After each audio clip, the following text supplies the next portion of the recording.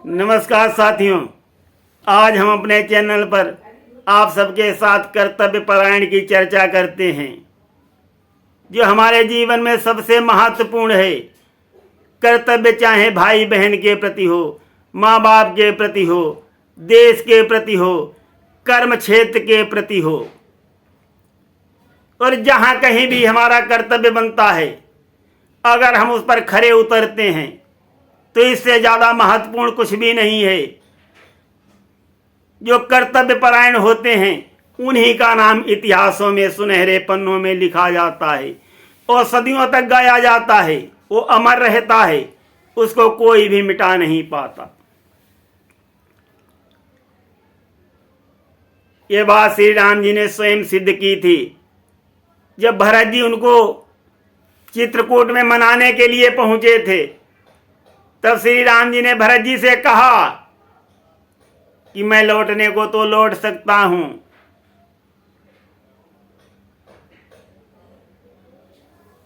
परंतु आज्ञा टूट जाएगी, आज्ञा का पालन नहीं हो पाएगा और जो है कर्तव्य टूट जाएगा। क्या मेरा कर्तव्य है? तुमको राज्य दिया गया है और मुझे वनवास दिया गया है। तुम्हारा भी कर्तव्य टूट रहा है और मेरा भी कर्तव्य टूट रहा। ये इतिहासों में दर्ज हो जाएगा कि महाराज दशरथ जी के पुत्रों ने उनके पिता की आज्ञा का उल्लंघन किया था, जो तुम भी कर रहे हो और मैं भी कर रहा हूं। हे भाई, बताओ मुझे। तब भरत जी जो हैं चरण पादुका को लेकर के श्री राम जी की अयोध्या को लौट आए थे। उनको जवाब नहीं आया था। भरत जी जान गए कि प्रभु श्री राम जी ने बहुत बड़ी बात कह दी है। और इसी प्रकार से रावण दुष्ट अवश्य था। पहले उसने बहुत अत्याचार किया, परंतु जब युद्ध शुरू हो गया तब रावण ने भी राजा का पूरा धर्म निभाया और अपने कर्तव्य का पालन किया। जब वो धराशायी हो गया, श्री राम जी स्वयं उसके सामने हाथ जोड़ करके पहुंच गए और कहने लगे कि हे रावण, मरते मरते मुझको कुछ राजनीति सिखाते जाओ। श्री राम जी के मन में क्या था? यही था कि देखिए, रावण के इतने बलवान बलवान पुत्र मारे गए, बलवान भाई मारा गया, लंका जला दी हनुमान जी ने। सब कुछ होते हुए रावण एक राजा के कर्तव्य को निभाने में सफल रहा और आज स्वयं वो वीरगति को प्राप्त हो रहा है। इसलिए तो रावण का भी नाम इतिहास में अमर है साथियों, क्योंकि उसने भी कर्तव्य का पालन किया। उसने मरते मरते लक्ष्मण जी से कहा था कि जीते जी जाने न दिया लंका में राम तुम्हारे को, जा रहा तुम्हारे सन्मुख ही, देखो मैं धाम तुम्हारे को। कि मैंने तुमको जीते जी दोनों भाइयों को लंका के अंदर प्रवेश नहीं करने दिया और आज मैं वीर गति को प्राप्त हुआ हूं। अब तुम जो भी चाहो करो और मैं तो तुम्हारे धाम को तुम्हारे सामने ही जा रहा हूं।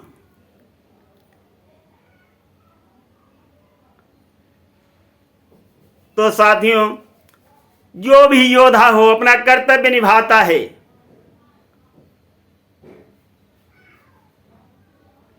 तो आसमान के सितारे बनते हैं। मैंने एक गाना लिखा था,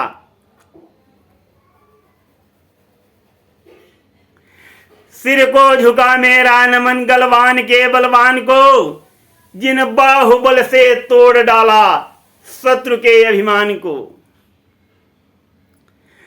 जो वीर गति को प्राप्त कर नींद गहरी सो गए, नाम उनका है अमर, नभ के सितारे हो गए। दिल से जलाएं दीप हम, भूले नहीं बलिदान को, सिर को झुका मेरा नमन गलवान के बलवान को। ये देश प्रेम में मैंने गाना गाया था एक बार, और हर देश प्रेमी के दिल में ऐसी बातें होना चाहिए। वो भी हमारा एक कर्तव्य है। ईश्वर से भी हम यही प्रार्थना करते हैं, वह शक्ति हमें दो दया निधे, कर्तव्य मार्ग पर डट जावे, पर सेवा पर उपकार में हम जग जीवन सफल बना जावे। तो साथियों, कर्तव्य जो है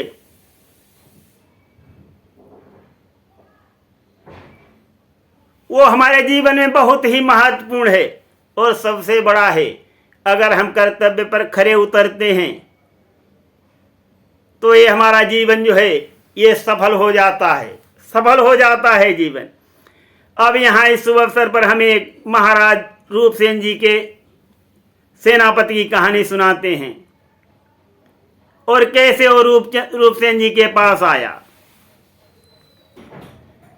एक बार क्या हुआ, महाराज रूपसेन जो थे अपने महलों में थे और उनके द्वार पर एक नौजवान अस्त्रों से लेस होकर के आ गया और उनके मुख्य द्वारपाल से कहने लगा कि मुझे राजा साहब से अपनी नौकरी के लिए बात करनी है, मैं उनकी सेवा करना चाहता हूं। तो घर पे जो द्वारपाल था उसने कहा कि ये बातें तुम जाकर के दरबार में करो, यहाँ कहीं महलों में नौकरी की बात होती है। नौजवान बोला कि दरबार में इतना काम होता है जो वहाँ के द्वारपाल हमको महाराज से मिलने ही नहीं देते, अंदर ही नहीं जाने देते। तो मेरे मन में यही आ रहा है कि आज मैं महलों में ही महाराज से मिल लूं। बहस होने लगी दोनों में, काफी शोर होने लगा और महाराज किसी काम से महल के अंदर ही सटे फ्रंट रूम में आए थे। तो उन्होंने भी आवाज को सुन लिया कि मुख्य द्वार पर कुछ बहस हो रही है।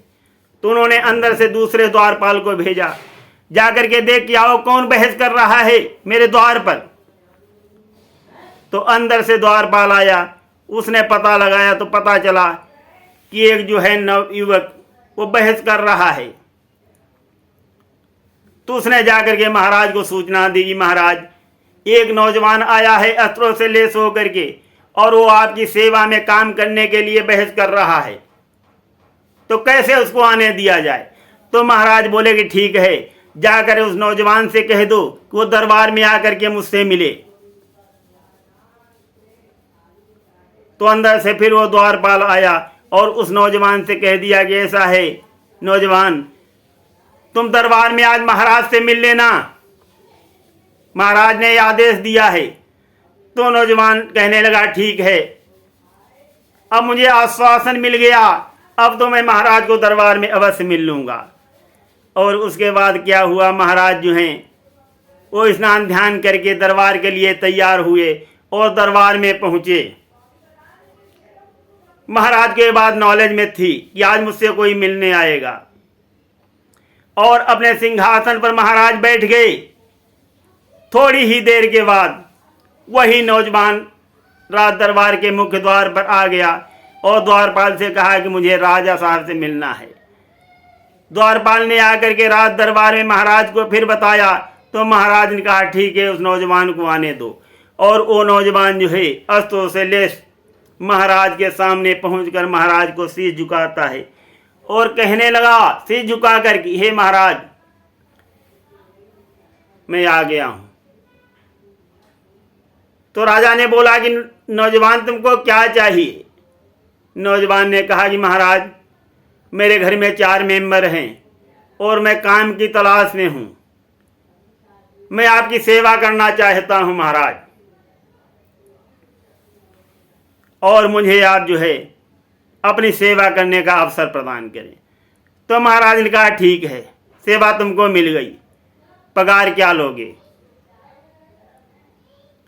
तो बोला महाराज 1000 स्वर्ण मुद्राएं प्रतिदिन के लिए काफी हो जाएंगी। ये बात को सुनकर महाराज चौंक गए और जो सैनिक थे वो होंठ दबा करके मुस्कुराने लगे। अरे 1000 रुपये स्वर्ण मुद्राएं प्रतिदिन,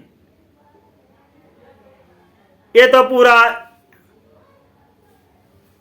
राज्य के खजाने को भी लूट लेगा। महाराज चौंके बस, परंतु गंभीर हो गए। बोले कि नौजवान, 1000 स्वर्ण मुद्राएं प्रतिदिन किस में खर्चा करोगे? कितने लोग हैं तुम्हारे साथ? कि महाराज मेरे साथ केवल 4 लोग हैं, मैं, मेरी पत्नी और मेरा एक पुत्र और एक पुत्री। तो महाराज बोले कि क्या 1000 स्वर्ण मुद्राएं 4 लोगों के लिए काफी हैं? बोला हाँ हुजूर, 1000 काफी हैं। महाराज ने कहा ठीक है। मंत्री से बोले कि मंत्री जी 1000 स्वर्ण मुद्राएं इस नवयुवक को दे दीजिए। मंत्री जी हिचकिचाते हुए गया और महाराज के आदेश का पालन किया। 1000 स्वर्ण मुद्राएं ला करके उस नौजवान को दे दिया।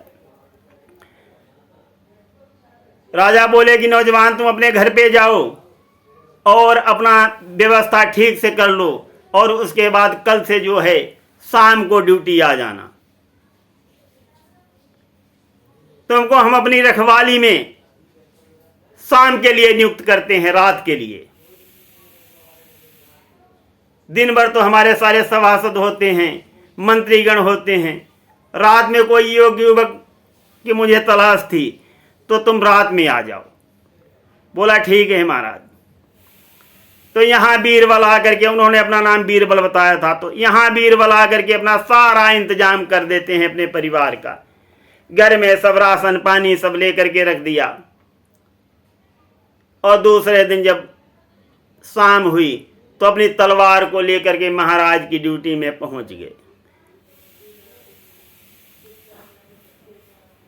और प्रतिदिन अपनी ड्यूटी करने लगे वफादारी से। महाराज ने कई बार परीक्षा लेना चाहा, रात में जैसे ही आवाज देते थे तो बीरबल जो है तुरंत उनके पास हाजिर हो जाते थे। तो महाराज समझ गए कि ये ड्यूटी में पक्का इंसान है। समय बीतता गया। एक दिन क्या हुआ, रात के 12 बजे थे, एक औरत की रोने की आवाज आई। बहुत तेज तेज औरत रो रही थी। महाराज ने बीरबल को बुलाया और कहा कि बीरबल जाकर के देखो ये कौन महिला रो रही है, इसको क्या कष्ट है, तुरंत पता करो। बीरबल ने कहा जी जो आज्ञा महाराज, और कह करके बीरबल अपनी तलवार को लेकर के चल दिए वहां से। यहां राजा से भी नहीं रहा गया। राजा ने भी सोचा कि देखूं ये पहली बार किया है तो ये जाकर के क्या बात करेगा। तो बीरबल जिधर से आवाज आ रही थी उसी ओर चले गए और जाते जाते वहां पहुंच गए जहां वो औरत बैठी रो रही थी। तो बीरबल ने पूछा कि हे महिला, आपको क्या कष्ट है और क्यों रात में रो रही हो, क्या कारण है? ये सुनकर के महिला कहने लगी कि मैं यहां की राजलक्ष्मी हूं और मुझे बहुत कष्ट हो रहा है, क्योंकि इस राज्य पर बहुत दुर्दिन आने वाला है। 1 महीने के अंदर ये राजा जो है अकाल मौत से मर जाएगा और प्रजा त्राहि त्राहि करेगी। राज्य में कुछ ऐसे काम हो गए हैं जिनके कारण मैं रूठ करके यहां से जा रही हूं और अब यहां मेरा रहना मुश्किल है। परंतु यहां का राज भी नहीं रहेगा, मात्र 1 महीने का समय बचा है। बीरबल बोले कि हे माता, इसका कोई उपाय है? कोई भी अगर उपाय है तो बताओ, जिससे हमारा राजा और ये राज्य बच जाए। मैं कुछ भी करने के लिए तैयार हूं। राजमाता बोली लक्ष्मी कि उपाय तो है, परंतु क्या तुम ऐसा कर सकोगे? बीरबल बोले कि कुछ भी कर लूंगा, आप उपाय तो बताएं।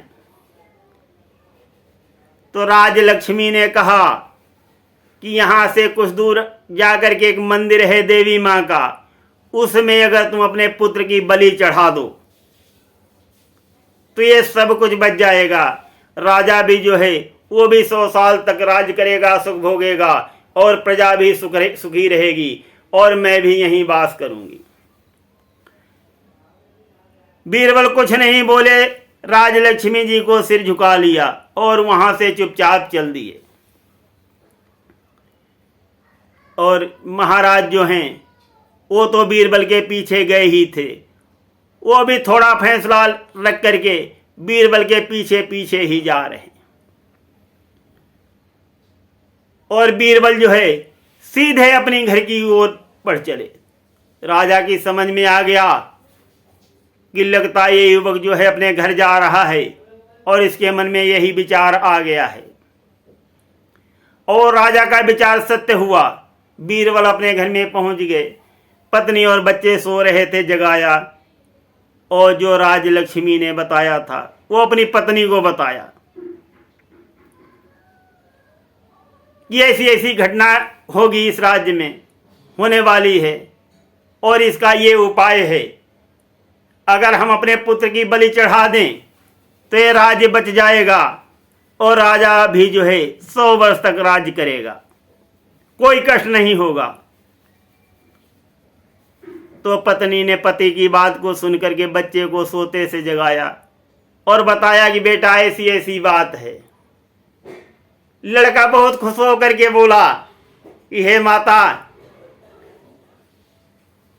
माता पिता की आज्ञा भी है, और मेरा शीश चढ़ाने से राजा की उम्र 100 साल हो रही है, और इतना बड़ा राज्य सुख भोगेगा, और मेरा सिर जो है देवी माँ के चरणों में गिरेगा।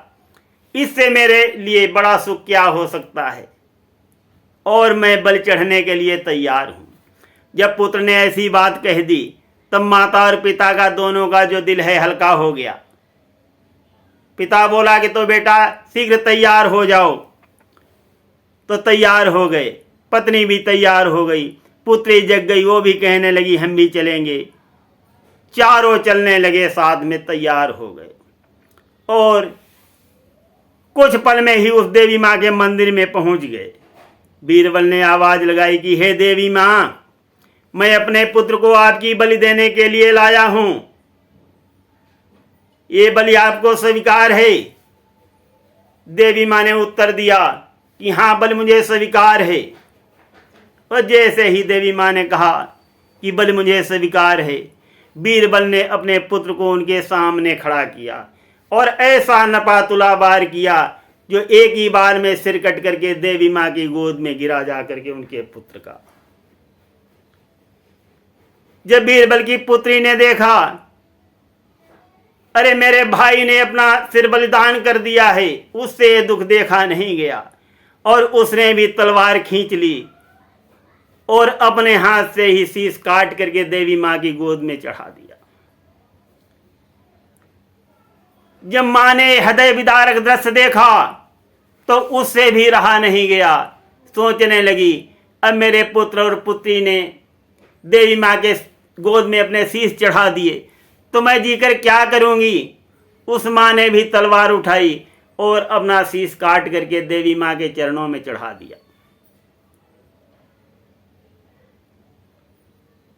उसके बाद बीरबल ने भी यही सोचा, अब मेरे पुत्र भी नहीं रहा, पुत्री भी नहीं रही, पत्नी भी नहीं रही, सब ने राज्य और राजा के लिए बलिदान कर दिया, अब मैं जी करके क्या करूंगा। तो बीरबल ने भी अपनी तलवार खींची और एक ही बार में अपना शीश काट करके देवी मां को चढ़ा दिया। और ये दृश्य जो महाराज थे वो पीछे मंदिर में खड़े हुए चुपचाप देख रहे थे, और उनसे नहीं रहा गया, वो देवी मां के सामने आ गए। सोचने लगे कि मेरी जान बचाने के लिए 4 लोगों ने अपना बलिदान दे दिया, और अब मैं जी करके क्या करूंगा ऐसा सुख भोग करके, और मैं भी अब अपना जो शीश है देवी मां के चरणों में अर्पण कर दूंगा।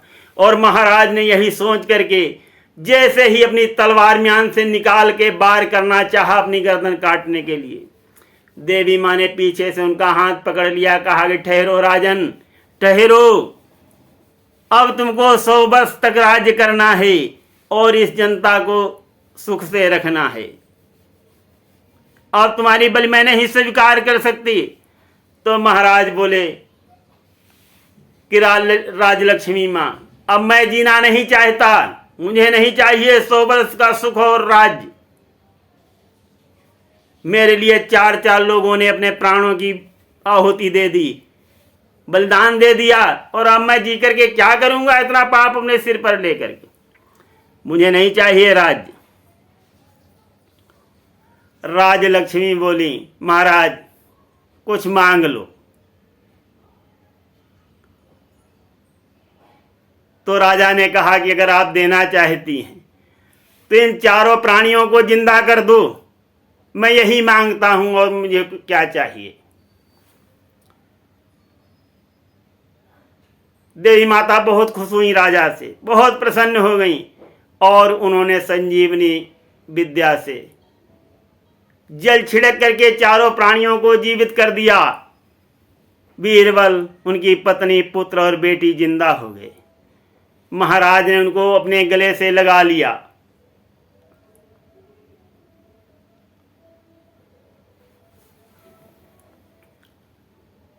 और साथ में लेकर के आए। दूसरे दिन दरबार में महाराज ने उनकी बहुत इज्जत किया।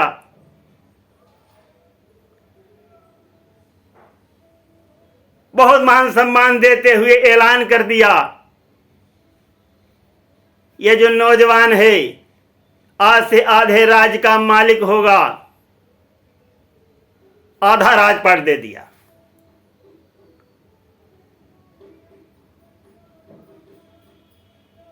क्यों मिला साथियों? यहां पर हमको बहुत सीख लेने की जरूरत है, क्योंकि वो जो नौजवान है वो अपने कर्तव्य पर खरा उतरा, और इसीलिए आज उस नौजवान के हम गुण भी गा रहे हैं। महाराज के साथ साथ नौजवान के भी गुण गा रहे। तो जो भी कर्तव्य पर खरा उतरता है उसका इतिहास जो है सुनहरे पन्नों में लिखा जाता है, और उसको कोई नहीं मिटा सकता। तो कर्तव्य जो है, सच्चा कर्तव्य हमारे जीवन का महत्वपूर्ण लक्ष्य है।